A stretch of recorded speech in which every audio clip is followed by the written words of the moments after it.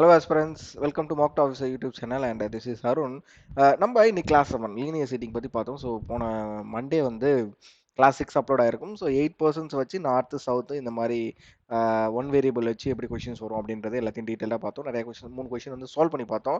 எல்லாரும் கண்டிப்பாக அந்த கொஷின்ஸ் பேஸ் பண்ணி நிறைய கொஷின் சால்வ் பண்ணி பார்த்துருப்பீங்க அப்படின்னு கண்டிப்பாக நான் நம்புறேன். அதை தொடர்ந்து இன்னைக்கு 7வது கிளாஸ்மே நான் இன்னைக்கு முடிச்சு அப்லோட் பண்ணிட்டேன். சரி, இன்னைக்கு புதன்கிழமை அப்லோட் ஆயிருக்கும் நம்புறேன். ஸோ ஆமாம், இன்னைக்கு புதன்கிழமை அப்லோட் ஆயிருக்கும், கண்டிப்பாக அப்லோட் ஆயிருக்கும். இந்த கிளாஸ்ல நம்ம என்ன பார்க்க போறோம் அப்படின்னா, லீனியர் சீட்டிங்ல 9% facing north, 9% facing south and 9% facing north and south. So இதை பேஸ் பண்ணி நீ கொஷின்ஸ் பார்க்க போறோம். இந்த மூணு கேட்டகரியில எப்படி கொஷின்ஸ் வரும், நம்ம அதை எப்படி அப்ரோச் பண்ணணும். சார் 9% வச்சு வருமா சார் அப்படின்னு சொல்லி கேட்டீங்க அப்படின்னா, வாய்ப்புகள் 90 to 95% வந்து அதிகம். அது வந்து ஒரு கிளர்க் எக்ஸாமாக இருக்கட்டும், ஐபிபிஎஸ் கிளர்க் எக்ஸாமாக இருக்கட்டும், ஐபிபிஎஸ் பிஓ எக்ஸாமாக இருக்கட்டும், SBI PO, SBI clerk, RRB PO, எந்த எக்ஸாமாக இருந்தாலும் ஸோ 9% வச்சு கேட்கறதுக்கு வாய்ப்புகள் ரொம்ப ரொம்ப அதிகம். அதனால ஸோ இந்த கேட்டகரி நம்மளுக்கு தேவை. 10% தேவையான்னு கேட்டால் கண்டிப்பாக கிடையாது. 10% நம்மளுக்கு வந்து அவசியம் கிடையாது. ப்ரிலிம்ஸ் லெவலுக்கு அவசியம் கிடையாது. ஓகேவா? ஸோ நம்ம 7% பார்த்தாச்சு, 8% பார்த்தாச்சு, 9% பார்த்தாச்சு. ஸோ அதெல்லாம் பார்க்காதவங்க நம்மளோட இந்த சீட்டிங் பிளேலிஸ்ட்டை வந்து நான் வந்து இந்த டைமில் கார்டில் மேலே கொடுக்குறேன், செக் பண்ணி பாருங்கள். அதில் போய் பார்த்தீங்க அப்படின்னா கிளாஸ் 6 வரைக்கும் அப்லோட் ஆயிருக்கும். ஸோ சர்க்குலர் முடிச்சுட்டு இப்போ லீனியர் பண்ணிட்டு இருக்கோம். ஸோ லீனியர் வெள்ளிக்கிழமையோட முடிஞ்சிடும். ஸோ கம்மிங் ஃப்ரைடே வந்து லீனியருக்கு உண்டான கிளாஸுமே உங்களுக்கு அப்லோட் ஆகிடும். லீனியர் கிளாஸ் 8மே அப்லோட் ஆகிடும். ஓகேவா?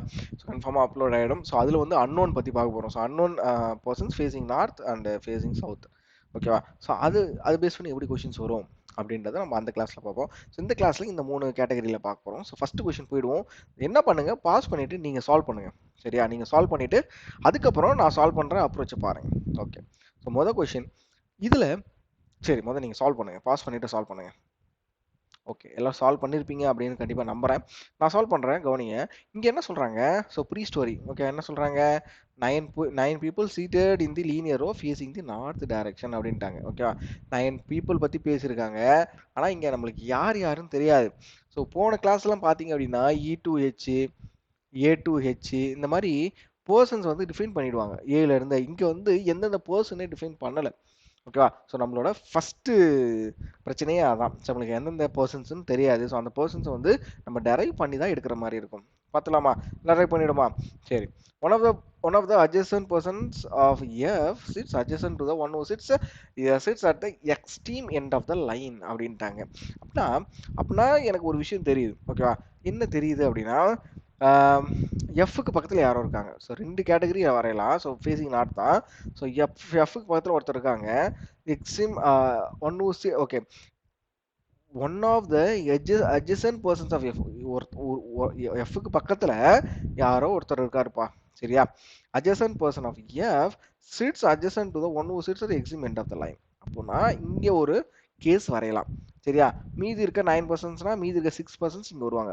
4, 5, 6, 7, 8, 9. கிளியரா? ஸோ அடுத்த கேஸில் நான் எஃப்ஐ வந்து இங்கே வரையலாம். கரெக்டா? ஸோ 4, 5, 6, 7, 8, 9. ஸோ 9% வந்து நான் இப்படி வரைஞ்சிட்டேன். அவ்வளோதான். எனக்கு இப்போ இந்த கேஸ் வச்சு இப்போ எஃப்ஐ வச்சு என்னால் பர்ஃபார்ம் பண்ண முடியுமா அப்படின்னு பார்த்தீங்க அப்படின்னா, எனக்கு அடுத்த லைன் எங்கே இருக்காரு அப்படின்னா, எஃப்ஐ பொறுத்து அடுத்த ஹிண்ட் இங்கே இருக்கு. So people seated left of the Y is one less than the people seated to the right of the one who sits immediate left of F அப்படின்ட்டாங்க. சரியா? என்ன சொல்கிறாங்க? ஸோ இந்த லைன் நல்லா படிங்களேன், தெளிவாக படிங்க. People seated left of the Y. ஓகேவா? ஸோ ஒய்யோட லெஃப்டில் உட்காந்துட்டு இருக்காங்கல்ல, is one less than the. ஓகேவா? One less than the number of people seated right of the one who sits immediate left of F. Okay, எஃபோட left இந்த possibility இங்கே வருவார். ஸோ எஃபோட லெஃப்ட் இங்கே உட்காந்துட்டு இருப்பாரு. சரியா? என்ன சொல்ல வராங்க அப்படின்னா, இவரோட ரைட்ல எத்தனை பேர் இருக்காங்க? இப்போ இந்த கேஸ் பாசிபிலிட்டி 1 செக் பண்ணிடுமா? ஸோ இது பாசிபிலிட்டி 2ன்னு வச்சுக்கலாம். ஸோ பாசிபிலிட்டி 1ல ஸோ இவரோட ரைட்ல எத்தனை பேர் உட்காந்துட்டு இருக்காங்க? ரைட் 1, 2, 3, 4, 5, 6, 7. ஸோ 7% உட்காந்துட்டு இருக்காங்க. அப்படின்னா ஒய்யோட லெஃப்ட்ல எத்தனை பேர் உட்காந்துட்டு இருக்காங்கன்னு சொல்றாங்க? ஸோ ஒய்யோட லெஃப்ட்ல எத்தனை பேர் உட்காந்துட்டு இருக்காங்கன்னு சொல்றாங்க? நல்லா பாருங்க. people seated left of the y is one less than the people seated right of the one who sits immediately to the immediate left of F அப்படின்ட்டாங்க. நான் மறுபடியும் இந்த லைனை எக்ஸ்பிளைன் பண்ணுறேன், இங்கே மறுபடியும் எக்ஸ்பிளைன் பண்ணுறேன். எஃபோட இமிடியேட் லெஃப்டில் ஒரு பர்சன் உட்காந்துட்டு இருக்காங்க. ஸோ அதுதான் இந்த இடத்துல உட்காந்துட்டு இருக்காரு, அதுதான் இந்த இடத்துல உட்காந்துட்டு இருக்காரு. சரியா? இவரோட ரைட்டில் எத்தனை பேர் உட்காந்துருக்காங்க? 1 2 3. சரியா? 1 2 3 அப்படின்னா இப்போ 3 பர்சன் உட்காந்துருக்காங்க அப்படின்னா ஒய்யோட லெஃப்ட்ல எத்தனை பேர் உட்காந்துட்டு இருக்கணும்? 2 பர்சன்ஸ் இந்த பாஸ்வேர்டில் உட்காந்துருக்கணும். ஸோ ஒய் வந்து எனக்கு இங்கே மட்டும் தான் ஃபிக்ஸ் ஆவார், வேற எங்கேயுமே ஃபிக்ஸ் ஆக வாய்ப்பு கிடையாது. அது இந்த பாஸ்வேர்ட்லேயே கவனிங்களேன்.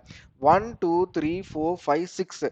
ஓகேவா? ஸோ இவரோட ரைட்ல 6 பர்சன்ஸ் உட்காந்துட்டு இருக்காங்க. 1 2 3 4 5 6, சாரி 7 பர்சன்ஸ். 1 2 3 4 5 6 7 7 பர்சன்ஸ் உட்காந்துட்டு இருக்காங்க. அப்படின்னா ஒய்யோட லெஃப்ட்ல எத்தனை பேர் உட்காந்துருப்பாங்க? 6 பர்சன்ட் உட்காந்துட்டு இருக்காங்க. 1 2 3 4 5 6. ஸோ ஒய் வந்து இந்த கேஸ்ல இங்க ஃபிக்ஸ் ஆவார். புரிஞ்சுச்சாப்பா? நான் ஒய்யை எப்படி ஃபிக்ஸ் பண்ண புரிஞ்சுச்சா? ஸோ ஒன்றுத்துக்கு 2 டைமாவே நான் இந்த வீடியோவில் சொல்லியிருக்கேன், தெளிவாக புரிஞ்சுக்கோங்க. நான் ஒய்யை எப்படி ஃபிக்ஸ் பண்ண ஒரு பயங்கரமான ஒரு சீட்டிங் கொஷின். சரியா?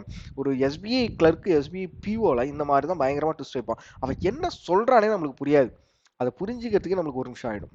ஸோ அப்போ நீங்கள் இந்த மாதிரி கொஷின்ஸ் தான் சர்ச் பண்ணணும். ஸோ நம்ம சால்வ் பண்ணுறது கண்ணா பின்னான்னு குப்பை மாரி இருக்கும் கொஷின்ஸ். ஓகேவா? Second to the right, third to the left அப்படின்னு போல டேரெக்டாக ஆன்சர் வரும் பாருங்க. அந்த மாதிரி கொஷின்ஸை பார்த்தோன்னே ஸ்கிப் பண்ணிடுங்க.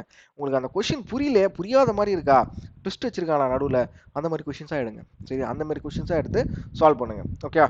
சரி, இப்போ நான் ஒய்யை ஃபிக்ஸ் பண்ணிட்டேன், எஃப்ஐ ஃபிக்ஸ் பண்ணிட்டேன். ஸோ ஒய்யை எஃப்ஐ பொறுத்து எனக்கு வேற ஏதாவது ஹிண்ட் கிடைக்குதா, வேற ஏதாவது க்ளூ கிடைக்குதான்னு செக் பண்ணிடுமா? சரி, பார்ப்போம். அடுத்த லைன் பார்ப்போம். G sits fifth to the left of S and adjacent to Y அப்படின்ட்டாங்க. சரியா?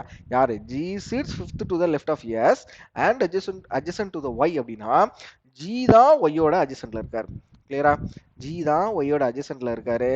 அதே மாதிரி G வந்து S ஓட ஃபிஃப்த் லெஃப்ட்ல இருக்காரு. சரியா?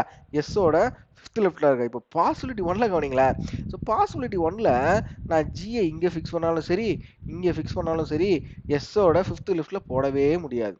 ஸோ கண்டிப்பாக எனக்கு பாசிபிலிட்டி 1ன்றது கம்ப்ளீட்டாக கேன்சல் ஆகுது. கரெக்டாக? ஸோ கம்ப்ளீட்டாக கேன்சல் ஆகுது. இப்போ நான் என்ன பண்ணுறேன்? ஜியை இங்கே ஃபிக்ஸ் பண்ணுறேன். அப்படின்னா நான் எஸ் இங்கே ஃபிக்ஸ் பண்ண முடியும். 1 2 3 4 5 1 2 3 4 5. ஸோ 1 கேஸில் இங்கே ஃபிக்ஸ் பண்ணலாம். ஸோ அதே அடுத்த case 1 2 3 4 5 6 7 8 9.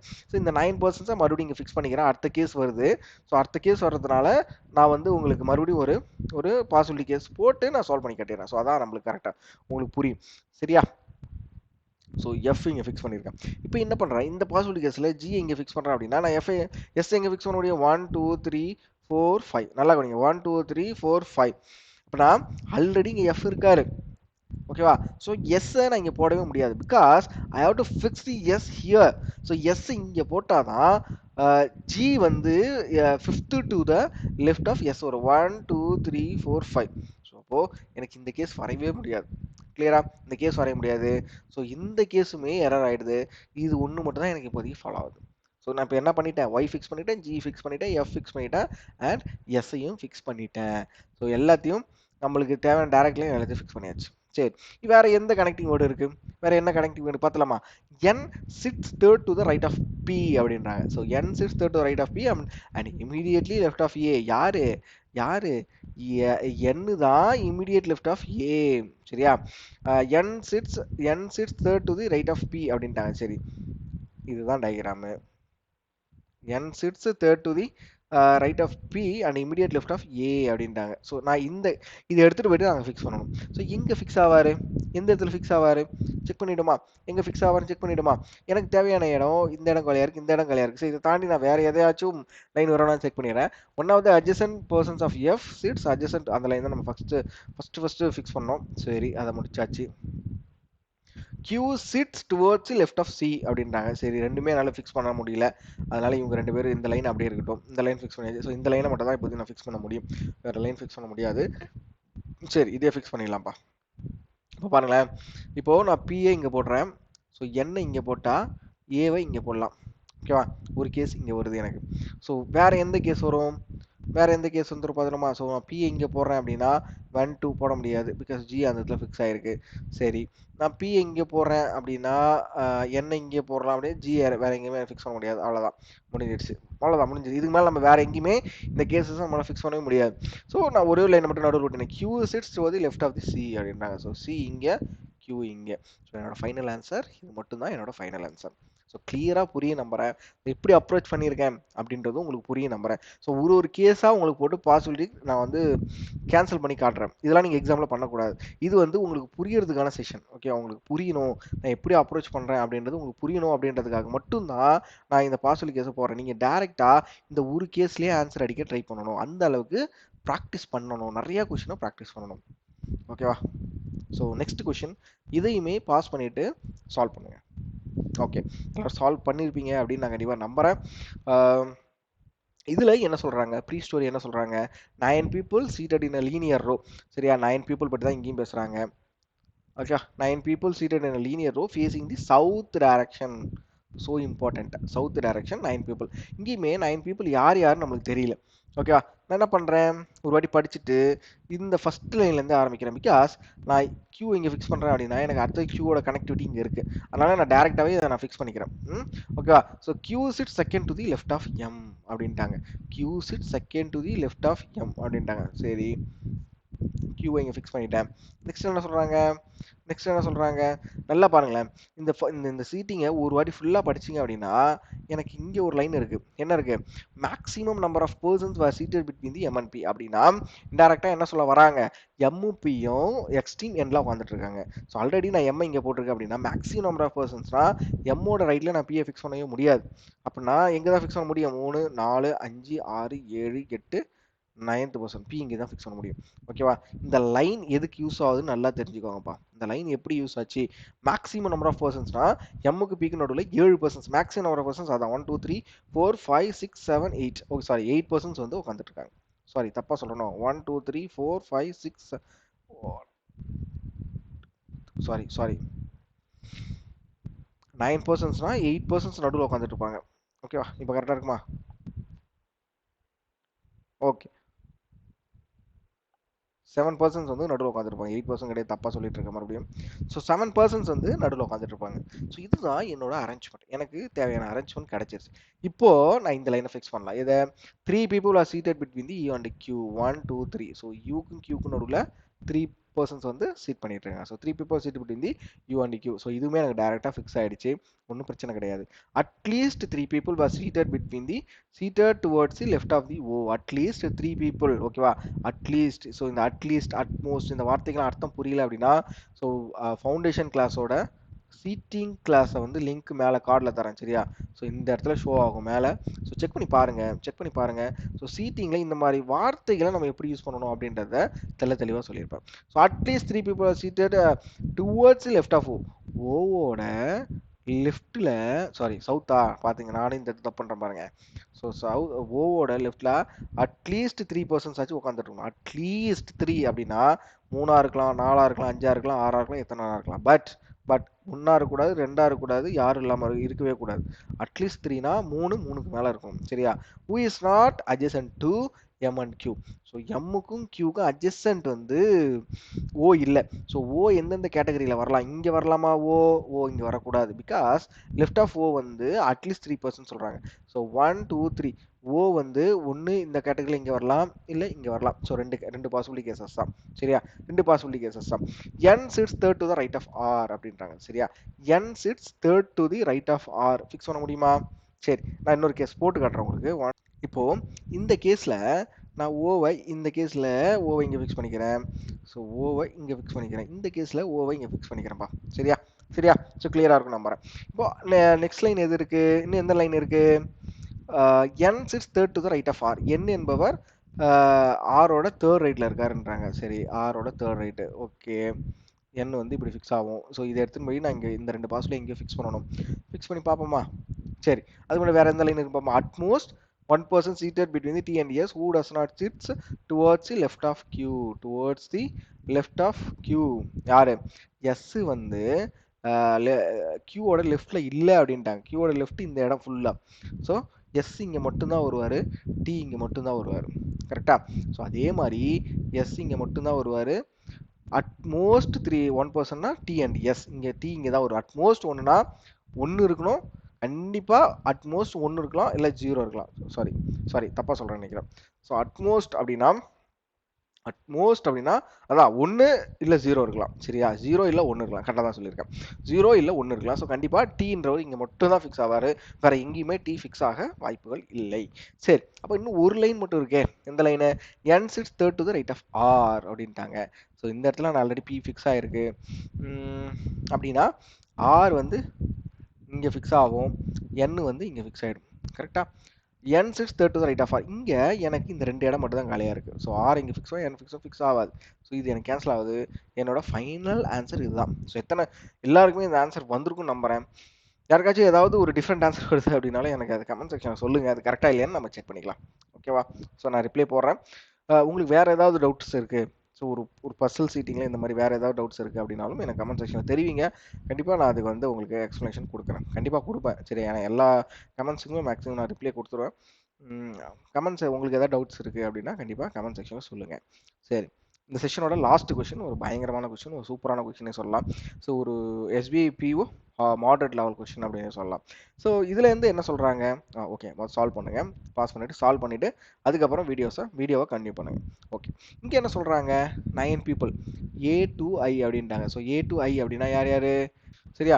Where seated in a linear row facing either north or south direction. So 9 persons இருக்காங்க, ஆனால் அவங்க நார்த்தா இல்லை சவுத்தா அப்படின்ற விஷயம் நம்மளுக்கு தெரியாது. ஸோ அதுவுமே ரொம்ப முக்கியம் தான். அவங்க எந்த டைரக்ஷன் பார்த்துட்டு இருக்காங்க, எந்த டைரக்ஷன் பார்த்து உட்காந்துட்டு இருக்காங்க, அந்த லீனியர் ரோல இருக்காங்க அப்படின்றதுமே ரொம்ப ரொம்ப இம்பார்ட்டண்டான ஒரு விஷயம்தான்.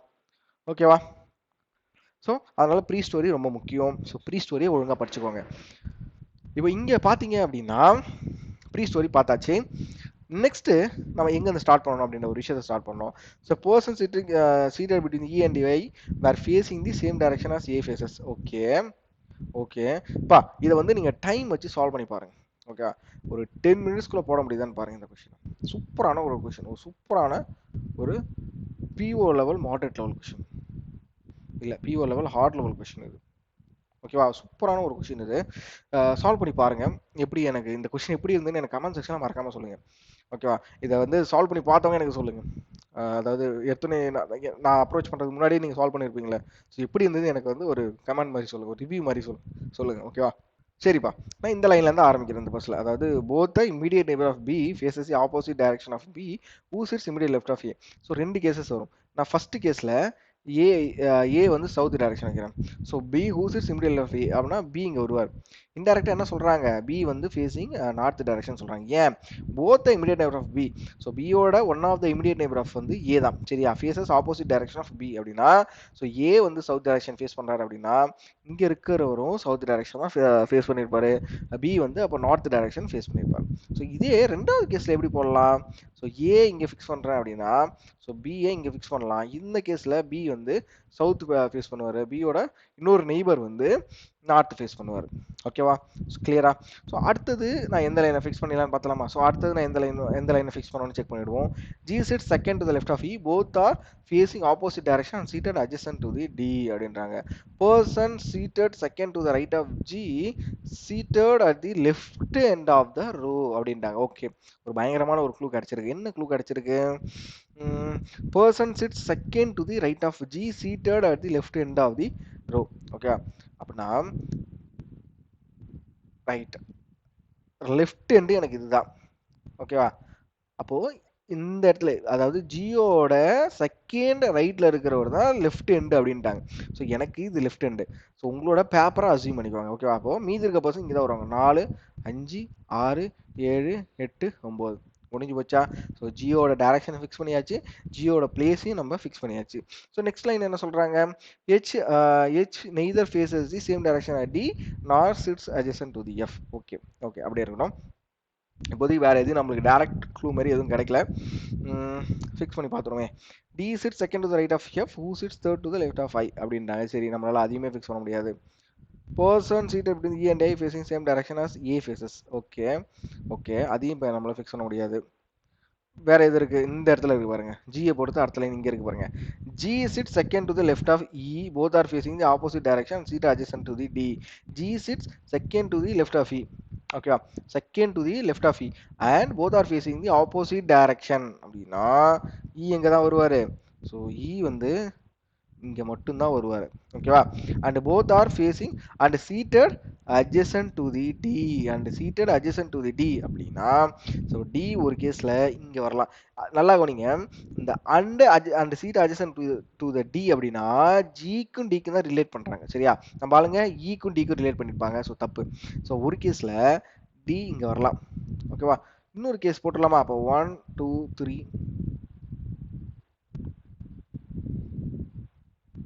ஓகே. ஜி இங்க வருவாரு, இ இங்க வருவாரு, டி வந்து இங்க வருவார். ஸோ நான் இப்போ எல்லாருமே நான் ஃபிக்ஸ் பண்ணிட்டேன். ஸோ ஜி ஃபிக்ஸ் பண்ணியிருக்கேன், டி ஃபிக்ஸ் பண்ணியிருக்கேன். வேற ஏதாவது கிடைக்குதா? ஓகே. எனக்கு இங்கே ஒரு ஹிண்ட் கிடைக்கிறான். யார் கிடைக்கிறா? D chit second to the right of F. ஓகேவா? D chit second to the right of F, who sits third to the left of I அப்படின்ட்டாங்க. ஓகேவா? எஃப் வந்து ஐயோட தேர்ட் லெஃப்ட்ன்றாங்க. இப்போ நல்லா கவனிங்களேன். D chit second to the right of F அப்படின்னா ஸோ கண்டிப்பா எஃப்ன்றவர் இந்த பாசிபிலிட்டி இங்கே மட்டும் தான் வருவார். So D chit second to the right of F அப்படின்னா எஃப் வந்து facing south. F who sits third to the left of I அப்படின்னா ஸோ ஐ இங்கே வருவார், ஐ ஃபேஸஸ் நார்த். எப்படி அந்த டைரக்ஷன் ஃபிக்ஸ் பண்ணுறேன்னு புரியுதா? டைரக்ஷன் கேசஸ் புரியுதா? நான் எப்படி ஃபிக்ஸ் பண்ணுறேன்னு புரியுதா? கண்டிப்பாக புரியும் நம்புறேன். Next D chit second to the right of F அப்படின்ட்டாங்க. ஓகேவா? D chit second to the right of F அப்படின்னா நல்லா கவனிங்களேன். இந்த கேஸில் நான் எஃப் இங்கே போகிறேன்னு வச்சுக்கோங்களேன், நான் ஐ எங்கேயுமே ஃபிக்ஸ் பண்ண முடியாது. ஸோ கண்டிப்பாக எஃப் இங்கே மட்டும்தான் வருவார். So D chit second to the right of F அப்படின்னா இந்த கேஸ்லையும் எஃப் வந்து ஃபேஸிங் சவுத் டைரக்ஷன். அதே மாதிரி ஸோ எஃப் இங்கே போட்டா அப்படின்னா ஐ எங்கே வருவார்? அப்போ ஐ ஆப்வியஸாக இங்கே மட்டும்தான் வருவார். Who sits third to the left of I, so I facing north direction. ஓகேவா? கிளியரா? ஸோ இந்த விஷயம் தரவா உங்களுக்கு சூப்பராக புரிஞ்சிருக்கும் அப்படின்னு நான் கண்டிப்பாக நம்புகிறேன். நான் எப்படி அந்த டைரக்ஷனை ஃபிக்ஸ் பண்ணுறேன் அப்படின்றது தான் ரொம்ப முக்கியம். டைரக்ஷன் வித் கேசஸ் நான் எப்படி எடுத்துகிட்டு வரேன் அப்படின்றது தான் ரொம்ப ரொம்ப முக்கியம். சரி, வேறு எந்த லைன் இன்னும் ஃபிக்ஸ் பண்ணாமல் இருக்கும்? இன்னும் இவரை மட்டும் தான் ஃபிக்ஸ் பண்ணாமல் இருக்கும். சரியா? இன்னும் இவரை மட்டும் தான் ஃபிக்ஸ் பண்ணாமல் இருக்கும். ஃபிக்ஸ் பண்ணிவிடுவோம். இப்போ பண்ணிவிடுவோம், ஃபிக்ஸ் பண்ணிவிடுவோம். ஓகே. ஸோ எனக்கு அதே இந்த ஃபஸ்ட்டு கேஸ் கவனிங்களேன்.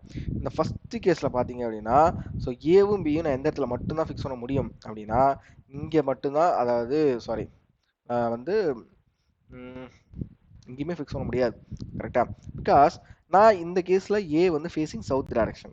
பட் இங்கே வந்து நான் பி இங்கே ஃபிக்ஸ் பண்ணாலும் ஏவை இங்கே ஃபிக்ஸ் பண்ணால் so A should be facing the north direction. ஆனால் எனக்கு according to this one A வந்து ஃபேஸிங் தி சவுத் டைரக்ஷன். கரெக்டா? ஸோ அப்போ எனக்கு இந்த கேஸ் எனக்கு ஃபிக்ஸ் ஆகாது.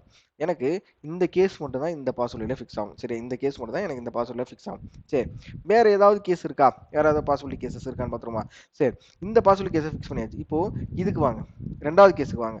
ஸோ பாசிபிலிட்டி 1ன்னு வச்சுக்கிறேன், பாசிபிலிட்டி 2ன்னு வச்சுக்கிறேன். சரியா? ஸோ இந்த ரெண்டு பாசிபிலிட்டி கேசஸை நான் வந்து ஃபிக்ஸ் பண்ணிக்கிறேன். இப்போது நான் ஏவையும் பிஏயும் ஃபிக்ஸ் பண்ணிக்கிறேன். சரி, ஏவையும் பிஏயும் ஃபிக்ஸ் பண்ணிக்கிறேன். ஸோ ரெண்டு கேசஸாக நான் போட்டு காட்டிடுறேன். ஸோ இன்னொரு பாசிபிலிட்டி 3 வந்து நான் இங்கே வரைஞ்சிக்கிறேன்.